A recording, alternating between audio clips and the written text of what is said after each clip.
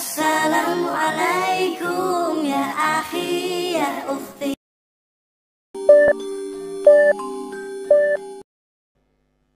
Sangat jarang orang tua sekarang yang nanya sama anaknya, udah sholawat pagi belum? Yang ada, udah sarapan belum? Udah sholawat sore belum? Yang ada, udah makan siang belum? Udah mandi belum? Udah mandi belum? Udah gosok gigi belum? Tapi udah sholawat belum? Tanda tanya. Gak usah jawab. Insya Allah jawabannya sama kok. Banyak yang lupa nanya sama anak. Terus anaknya akhlaknya jadi gak bener. Anaknya dipanggil membangkang. Anaknya dinasehatin gak mau denger. Anaknya diajak untuk ibadah susah. Orang tuanya protes, menyalahkan sekolah, menyalahkan pergaulan, menyalahkan televisi, menyalahkan handphone, menyalahkan A sampai Z. Semua itu adalah di luar diri. Di luar diri. Masalahnya bukan yang di luar, masalahnya yang di dalam. Masalahnya di dalam. Karena nur yang di dalam gak memancar, maka gak bisa melihat yang benar, yang kelihatan yang salah. Makanya nasihat sebanyak apapun gak akan menjadi suatu amal yang dilaksanakan oleh anak. Kenapa seperti itu? Karena dalam sebuah hadis Rasul menyatakan SAW, inna akrabakum mini yaumal qiyamati ahasinakum akhlaqan, atau kama qala SAW. Bil makna seperti itu. Nanti di hari kiamat yang paling dekat denganku adalah yang paling mulia akhlaknya, yang paling bagus akhlaknya. Itu nanti yang paling dekat denganku. Di riwayat lain Rasul juga bersabda SAW, sesungguhnya yang paling dekat denganku di antara kalian semua adalah yang paling banyak sholawat. Al-Habib Umar bin Muhammad bin Salim bin Hafid mattanallahu bituli hayatih. Coba nanti lihat di video yang beliau siaran langsung beberapa hari yang lalu, membahas kitab Surah Nabawiyah.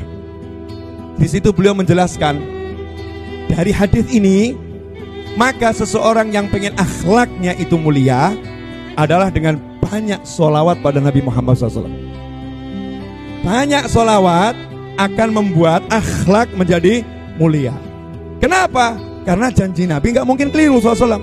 Yang paling dekat denganku yang banyak sholawat, yang paling dekat-dekatku yang akhlaknya mulia. Sehingga kalau ada orang yang akhlaknya belum mulia, ya akhlaknya belum mulia, dia banyak sholawat, gimana ini bisa dekat dengan Nabi Muhammad SAW? Wong akhlaknya belum mulia, tapi dia banyak sholawat.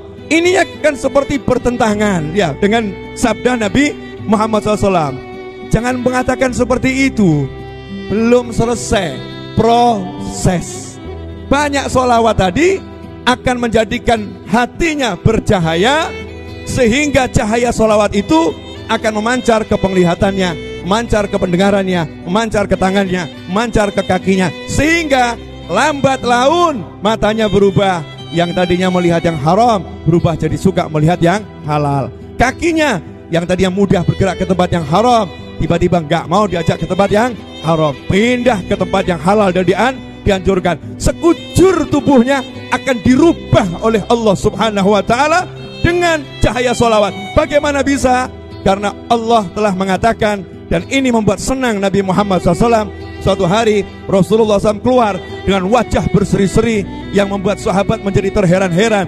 Gak pernah melihat Nabi SAW bahagianya seperti itu. Maka sahabat nanya, wahai Rasulullah, wajahmu tampak berbahagia, ada apa ini? Kalau kita lihat wajah orang sumringah, pasti kita nanya, manten anyar ya? Baru nikah ya? Penasaran tuh ada apa? Dapat door prize ya? Ada kasih hadiah besar ya? Sahabat juga penasaran, apa yang membuat bahagia Nabi Muhammad SAW? Maka Rasul mengatakan, baru saja malaikat Jibril alaihissalam mendatangiku dan mengatakan, Allah menitipkan pesan kepadamu, salam kepadamu, siapapun dari umatmu yang mengucapkan satu sholawat untukmu, aku bersolawat kepadanya 10 kali. Aku bersolawat kepadanya 10 kali. Kalimat ini seringkali tidak kita pahami. Dapat 10 sholawatnya Allah, dapat 10 sholawatnya Allah. Feelnya apa? 10 sholawatnya Allah, rasanya apa itu? Emang Allah bisa dihitung? Allah itu Tuhan, bukan makhluk. Makhluklah yang dihitung. 10 dari Allah artinya apa? Allah ingin menunjukkan sangat mubalaghah. Karena satu, kalau Allah bilang sekali aku bersolawat kepadanya, selesai, berarti selama-lamanya, abadi. Dan kalau Allah bilang aku bersolawat kepadanya, berarti Allah ngampunin dia, Allah rahmatin dia, Allah angkat derajatnya, Allah bimbing dia, Allah perintahkan makhluknya Allah yang mulia malaikat untuk mengitarinya, alam disuruh membantunya. Itu artinya solawatnya Allah subhanahu wa ta'ala. Sehingga ketika ada al-asi, orang yang ahli maksiat, dia rajin solawat, maka Allah yang membereskannya. Allah akan merubahnya menjadi ahli taat. Karena janji Allah, siapa banyak solawat akan dekat dengan Nabi Muhammad SAW. Kalau dia tidak layak, maka Allah yang melayakkannya.